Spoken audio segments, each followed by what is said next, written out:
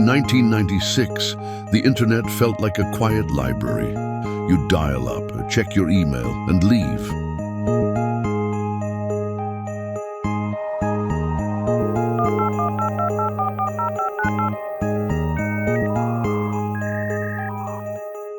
Today, it's a Vegas casino, one where the house always wins.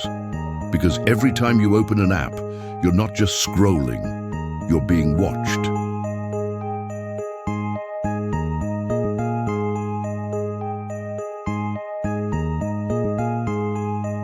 Take TikTok. Behind those dancing teens and cooking hacks, there's a machine learning monster analyzing everything. How long your finger hovers, where your pupils dilate, even the angle you hold your phone.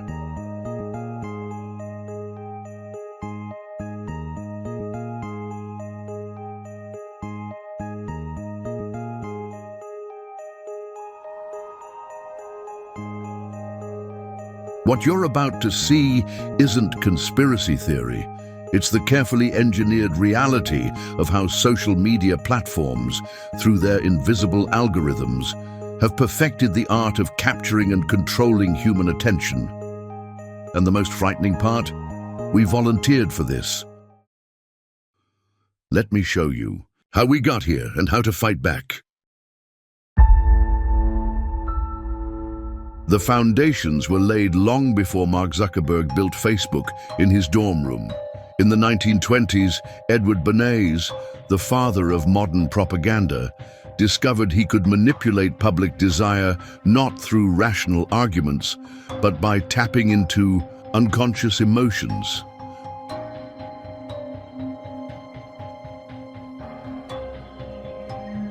In 1928, he wrote a book called Propaganda, when he explained that the conscious and intelligent manipulation of the organized habits and opinions of the masses is an important element in democratic society.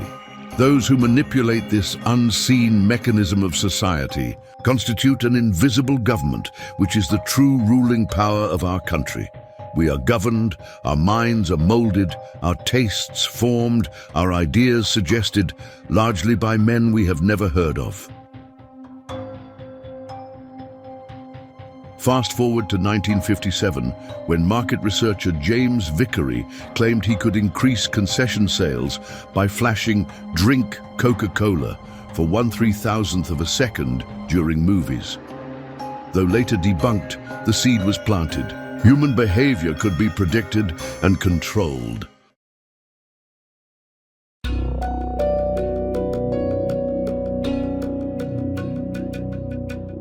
When Facebook first introduced the news feed in 2006, users revolted. They called it creepy and invasive. Mark Zuckerberg's leaked response? Calling his users dumb fucks for not understanding this was the future.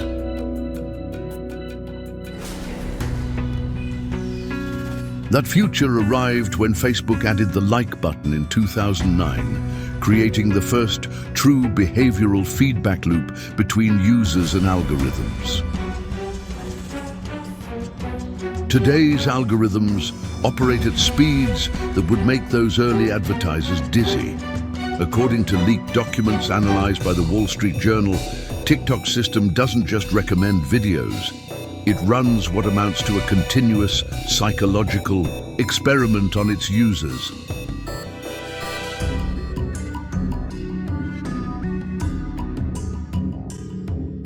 Every second, the algorithm tests approximately 50,000 variations of content delivery, measuring micro-reactions down to how long your finger hovers over a video before scrolling away. What makes this so effective is how perfectly it mimics our brain's reward system. Each scroll is like pulling a slot machine lever. Sometimes you get a boring clip, sometimes something mildly interesting, and occasionally you hit the jackpot with a video that gives you that perfect dopamine rush. And just like in Vegas, the house has carefully calibrated these payouts to keep you playing.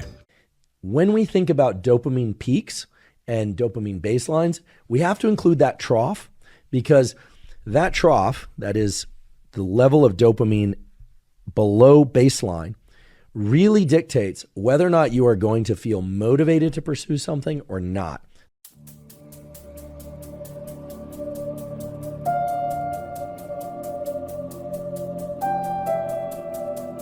The real-world impacts of these systems have moved far beyond keeping us glued to our screens.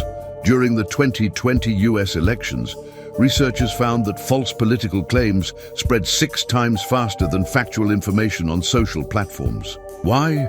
Because outrage and controversy trigger engagement, and engagement drives profit.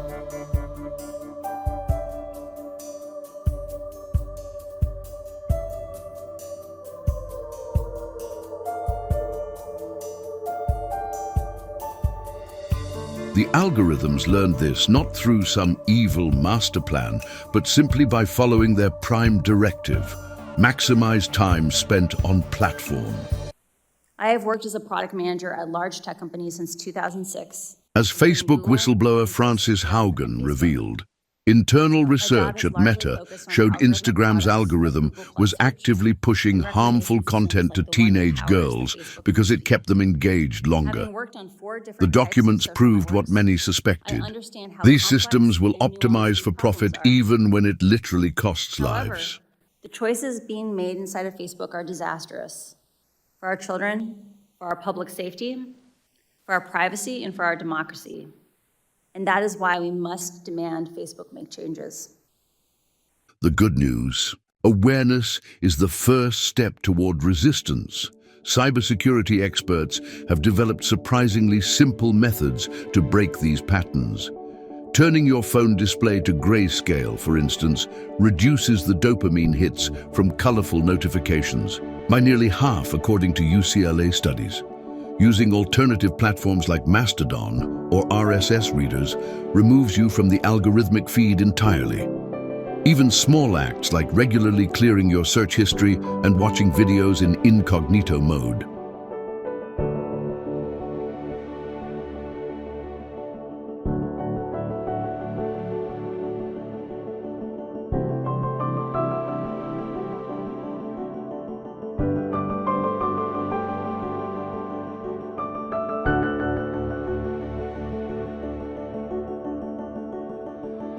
On a larger scale, regulators are finally starting to take notice.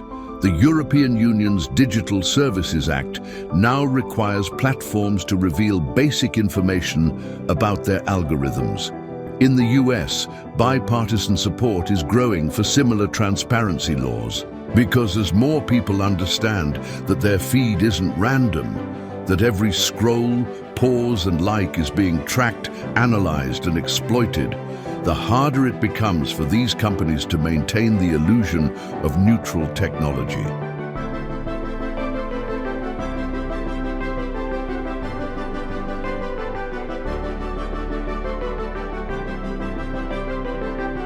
We built these platforms to connect us. Instead, they've become mirrors that reflect our worst impulses back at us, amplified and optimized. But mirrors can be turned away from. They can be covered or broken. The power to change this system starts with understanding how it really works and deciding who actually controls whose attention.